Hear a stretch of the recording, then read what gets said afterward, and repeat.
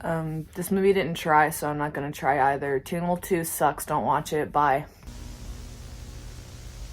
Okay, I'm kidding. I'll go into more detail. Hello, welcome back to another 80s movie review by Avery Elise. I'm Avery and I like 80s movies.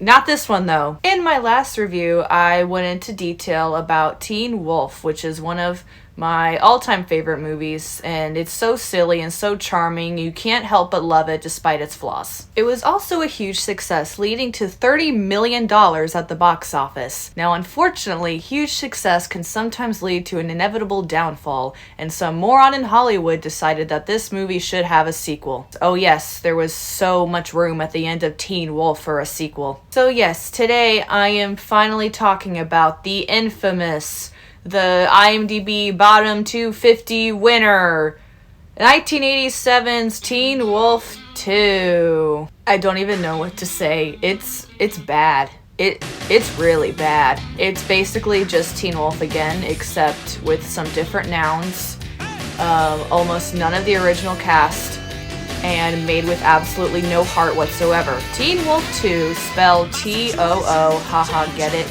is about Todd Howard, Scott's cousin. So Todd, played by Jason Bateman, has been granted a boxing scholarship in hopes, despite the fact that he's not an athlete, in hopes that he is a werewolf just like his cousin Scott. But then he does find out he is also a werewolf, and hilarity ensues, if you want to call it that. AKA, it's just the first movie pretty much beat by beat, except just this time really lame.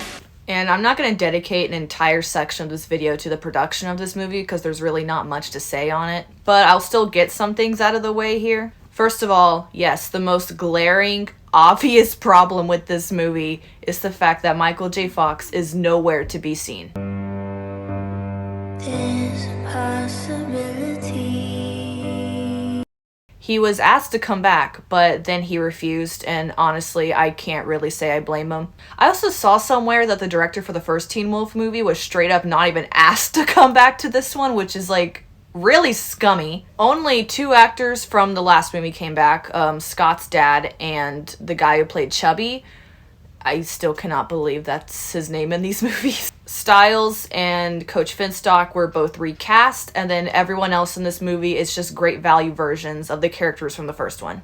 Todd Howard is a regular guy. So first we have Todd, played by a young Jason Bateman. I absolutely hate this guy. Not Jason Bateman, I hate Todd. His character is supposed to be pretty much a carbon copy of Scott from the last movie, except the big difference here is that Scott wasn't a complete and total jerk-off the entire time. Alright, so before he became a werewolf, Scott was like socially awkward, but he was a really nice guy and you like kind of rooted for him, and you felt bad for him because he was being bullied on the basketball court, and then he was suddenly going through a not-so-subtle metaphor for puberty. He even expressed desires to not be average, which it wasn't subtle at all, but it was still something. Todd, however, is a very poorly written character. Before he even becomes the werewolf, he's an absolute jerk. Like, the entire point of the werewolf stuff in this movie is that it makes you cocky and power hungry. But the thing is, Todd was already a jerk before he became a werewolf. So, like, you don't care when he turns into one because he was already very unlikable. The only things that you know about him is that he initially doesn't want to be a werewolf. He wants to study science and become a veterinarian. And he was in band. He was in marching band in high school. And he's Scott's cousin. That's about it. And then the movie tries to play it off, like his jerkiness off as, oh, it's werewolf aggression, but honestly, I'm not buying it. We never actually see this guy be like a nice guy, awkward nerd like everyone like says he is. And look, I'm not the type of person who thinks that a protagonist has to be likable, but the entire point of a protagonist is to see the growth they experience along the journey. Todd, however, hardly even goes on a journey. Let me explain with Dan Harmon's character circle. So the story circle is actually pretty simple, and it's a good foundation that a lot of writers use when they're developing stories. And I understand a lot of movies don't follow this format, and they don't have to. Doesn't make a movie good or bad if they don't. But I feel like this format is like the best way of how I can like thoroughly explain why I hate Todd so much. Now pause to read. Focus on 6, because that's going to be really important. Okay, moving on. Scott's character circle. Scott is an awkward but likable teenager on the school basketball team. However, Scott doesn't want to be average anymore. Scott then finds out he's a werewolf, but then Scott uses his new abilities to help the basketball team. Scott is now super popular and not average anymore. However, Scott loses sight of who he is when he attacks Mick at the school dance. Scott decides to go back to being himself. Scott learns that you don't have to be somebody else to get people to like you. Alright, now here's Todd's character circle. Todd is... I think he's supposed to be an awkward nerd. He's a college freshman, whatever. Instead of athletics, Todd wants to focus on academics and science and wants to become a veterinarian. Todd finds out he's a werewolf. Todd gets bullied at first, but then he becomes super popular after winning a boxing match. Todd embraces being popular and ditches Whoa, wait. He never actually gets what he desired. He never wanted popularity, so it doesn't make any sense on why he'd give up his ambitions on the drop of a hat. I'm not exaggerating. It took this man one scene to give up everything. Todd loses sight of who he is. However, this is a problem because he didn't lose sight of who he is. He didn't lose sight of who he is because he got what he wanted. In fact, he got the opposite of what he wanted, so there's no lesson to be learned here. Todd realizes he's being a jerk and decides to go back to academics, which is what he wanted in the first place, so what's the problem here? Todd learns not to lose sight of your goals, I guess? But nothing about him in the beginning ever said he'd lose sight. He never truly lost anything, and everything he did lose, he gained it back pretty easily with very little consequence. Okay, I need to move on, because we're gonna be here for a while. There's this chick. I don't know her name and I don't really care to look it up. She's the boof of this movie, except the difference is she's pretty irritating. She has a huge crush on Todd and you don't really understand why because while Jason Bateman is attractive, he's really rude to her. Even though, honestly, I can't really say much because I've had crushes on very questionable guys in the past. Stiles. I don't know who this dude is, but apparently he's supposed to be Stiles. Ah, yes. The resemblance is so uncanny. No! Hold, no. But yes, this is supposed to be the same exact character from the last movie. I don't want to hate on this guy. Because, like, he is trying. It's just... he's not Jerry Levine. Stiles in the original is cool without trying to be.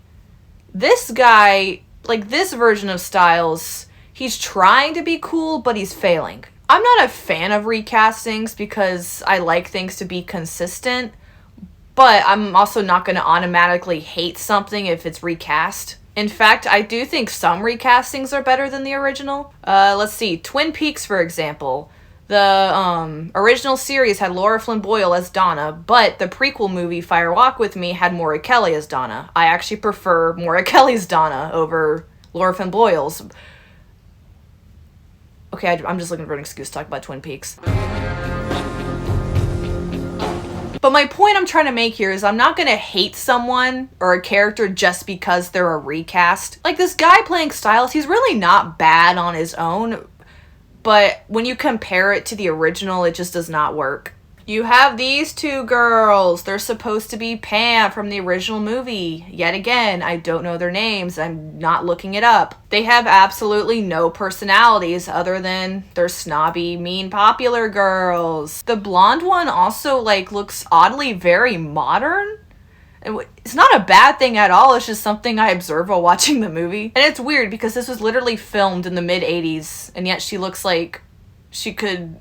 like, she's like, looks like she could be in 2023. I don't know. You got Chubby. He does have a bigger role in this movie. But unfortunately, that means more really mean-spirited fat jokes. I do like this actor's facial expressions, though. They gave me a little chuckle. Then we have Harold Howard, Scott's dad. He's back, and he's probably the only consistent thing from the last movie. His role is pretty forced, though. Look, I'm not saying that it doesn't happen, but why is he the one moving Todd into college? He's his uncle. And Todd's parents are around. They talked about them. He shows back up near the end of this movie to give Todd a pep talk, which is actually the scene that I wanted in the original, but this time, I mean, they do it poorly, like what do you expect from Teen Wolf 2. It is probably one of the only things about this movie that's like so bad it's funny. And look, I know Jason Bateman. I know you're a way, way better actor now. And I know this probably most likely wasn't entirely your fault.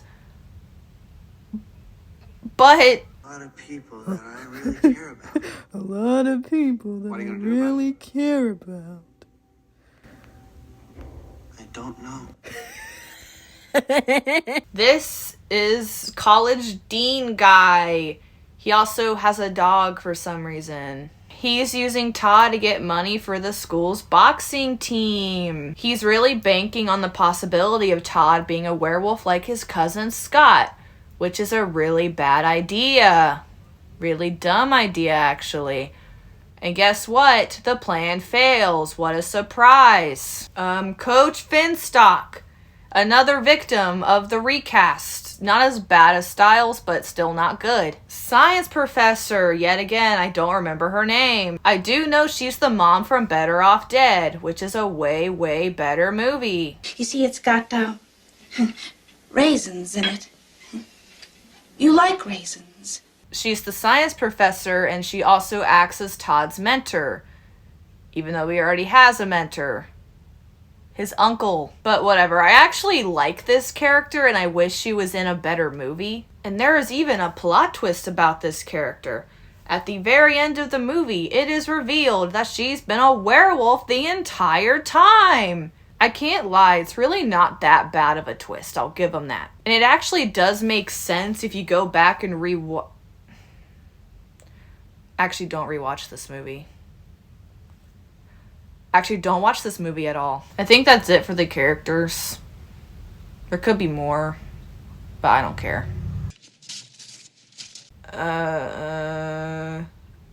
I gotta admit, Jason Bateman's pretty fine in this movie. The soundtrack is also pretty good, actually. It's got Oingo Boingo, which means Danny Elfman's technically attached to this movie. Oh my god. Send Me an Angel is also featured. Send me an angel. It's featured in a studying montage.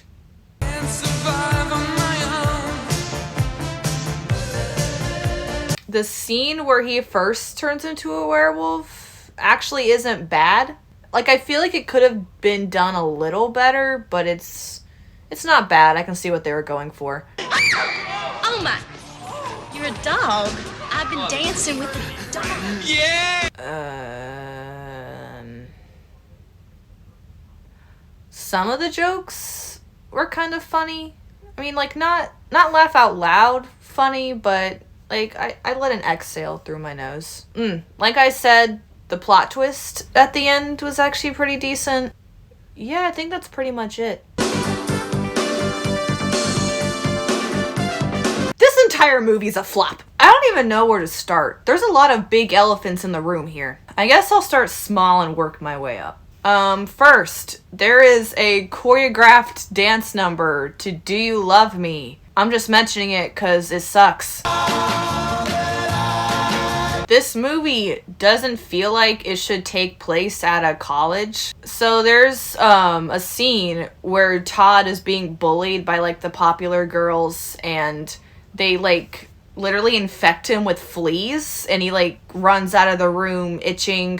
And then there's another scene where he walks up to his door and it says no dogs allowed. These are funny out of context, I'll give them that, but within context it's like, y'all are in college. What are you doing? Despite the fact that this movie's budget was higher than the first one, it somehow feels cheaper than the first one. And it isn't like the charming kind of low budget either. It's just the flat and boring kind of low budget. I guess they blew the money on a nice looking filming location, Jason Bateman's paycheck, and Oingo Boingo. The werewolf makeup looks like absolute crap in this movie. The werewolf design in the last movie, it looks ridiculous, but it's supposed to look ridiculous, and I feel like they executed it pretty well. But this movie, though? Oh! Ew! Jason Bateman even said in an interview with GQ that the makeup in this movie literally gave him chemical burns. Was it worth it, guys? Really? And you would have thought they would invest more of their money into, like, the werewolf stuff. Because, you know, it's what the movie's about. It's in the freaking title! And I get it, sequels are hard. They have to be a promising follow-up to the last movie while also standing on their own. Teen Wolf 2 does neither of those things. It doesn't work as its own movie because it's simply not well made, but it doesn't work as a sequel either because all it does is spend so much time trying to be the first movie, trying to recapture the fun to the point where it literally rushes through stuff and it just doesn't have an identity of its own. It's to the point where they like try poorly recreating scenes from the first movie, and it rushes through build-up and good writing because it just wants to get to the fun stuff. I think the biggest example of this is the scene that's clearly trying to emulate the give me a keg of beer scene from the first movie. So near the beginning of this movie, Todd has to have his classes changed, but oh no, the deadline, it has passed for me to change class, even though it's like, colleges let you change your classes well into the semester. His classes hadn't even started yet. There's no reason for this. So first, I'm going to play the original scene.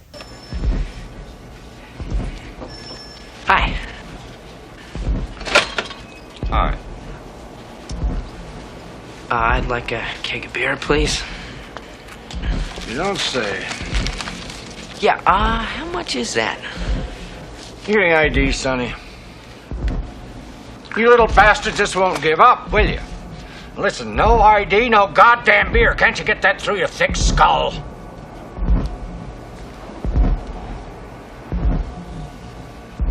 Give me a keg of beer.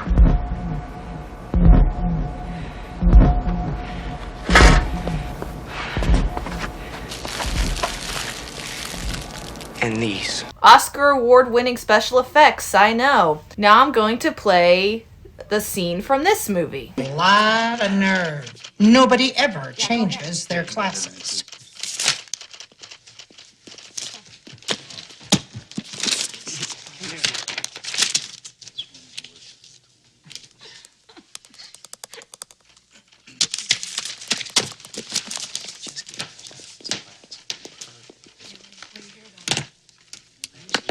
Yeah, what do you want?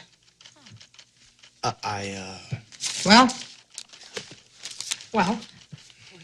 Come on, I haven't got all day. I'd like to change some classes. What is wrong with this scene? Build up. Did you see any? I didn't. This woman barely even had a word out and Todd was already threatening her. It worked in the last movie because there was buildup. Styles was previously seen trying to get beer from this guy, but he failed. Then Scott went up and first he was told no, and then that's when he threatened him. This scene also works because Scott, from the very beginning of the movie, was showing signs that, yeah, he's going to be a werewolf later. So first, Scott had growled at Mick with really bad ADR. I didn't mention that in the last review, but I'll mention it here. Forget it, dork! He had a stronger sense of smell. He had fur on his hands. He could hear a dog whistle. He even asked Styles if he thought there was like something wrong, something going around. In this movie, however, this is the first instance that Todd is going to become a werewolf or whatever. It goes from 0 to 100 and it feels like it just comes out of nowhere. And then before this happened, we knew he was going to become a werewolf because we were literally told that he was going to become a werewolf. We weren't told about Scott. So if you didn't know anything about the movie going in, it was a little bit of a mystery, even though the most obvious mystery in the world. But I think you get my point here. But Todd, we were straight up told. It was all tell, no show. Yes, because that's the rule, right? I think this scene alone represents everything that's wrong with this movie. And I'm not saying that a sequel to Teen Wolf couldn't have worked, but it's pretty hard because there was no room at the end of Teen Wolf for there to be a sequel. I don't think anyone in 1985 watched Teen Wolf and went, oh man, I wish there was a sequel. At the end of Teen Wolf, Scott won the basketball game, learned his lesson, and got with the right girl. The end. And plus, like, you still gotta put in more effort than just retelling the same story. High school has been traded for college. Basketball has been traded for boxing. A cute floppy-haired brunette has been replaced with another cute floppy-haired brunette. You get my point. It's the same movie with issues that nobody cared to fix, but with just enough stuff that I guess it makes it technically qualify as a sequel. So with the amount of glaring issues with this movie, is there really a way to fix it? Honestly, I don't think so, unless you just throw the whole movie away and start over. This movie was honestly doomed from the moment Michael J. Fox turned it down. The moment he turned this movie down, they really should have just put money into another movie. He was the biggest reason why the first one was as successful as what it was. I mean, even to this day, you ask someone about, oh, the Teen Wolf movie, and their first thing is, oh, the one with Michael J. Fox. And his character was the sole protagonist of the first movie, so why would they even try to continue it without him? And even if they insisted on making this thing, they could have at least tried harder than this. It's just the first movie again, but just really lazy. And I know they could have done better than this, because one of the screenwriters was Tim Kring, the guy who literally created Heroes. Jeff Loeb was also a writer on this movie. You know, the screenwriter of the last movie. Have Todd learn a different lesson. Maybe you could have had the entire movie, he, like, doesn't like that he's a werewolf and he refuses to, like, embrace that side of himself, but then he eventually learns that he is who he is, and that is okay, and maybe he can learn to accept himself. I don't know. It's simple, but it's different, and the first movie was simple too, so it could have worked, possibly. I think anything could have been better than this, even with, like, just a tiny bit more effort. How is it that two of the worst movies I've talked about on this channel both feature Send Me an Angel? Teen Wolf 2 came out and it unsurprisingly bombed at the box office. It killed any chance of there being a third Teen Wolf movie. They actually were developing one starring Alyssa Milano as a werewolf football player. And then eventually, I don't know if this was the same project they were talking about or if this is completely different, but there was a female version of Teen Wolf pitched, and then it was later turned into Teen Witch, which is a movie that's so goofy and over the top, and I kind of love it, and it was the very first movie I ever reviewed on this channel, so go check it out. But yeah, not only is this one of the absolute worst sequels ever, this is one of the worst movies ever. And not even, like, just one of the worst 80s movies. It's one of the worst movies, period. And I love bad movies. But the thing is, I love when movies are so bad that they're funny. For example, The Room is awful, but it's hilarious. And Tommy Wiseau put so much heart and passion into it. It's so endearing. I watch movies to enjoy myself, but I didn't enjoy myself watching this movie. This movie isn't so bad that it's funny. It's just bad. It just sucks. Teen Wolf 2 is empty. And it's pretty clear that almost no one behind the scenes, like, really cared about this movie. So why should you? So yeah, this movie killed the Teen Wolf franchise until it was revived in 2011 as a teen drama on MTV. And that show used to be my absolute favorite show. I even watched it as it came out week by week, even when it got really, really bad. In fact, the wall behind me, this is like a diagram I made for the characters of season 1. Anyway, thank you guys for watching this video. I really appreciate all the kind comments and the likes you guys leave. So now I just gotta sit here and figure out what movie to review next.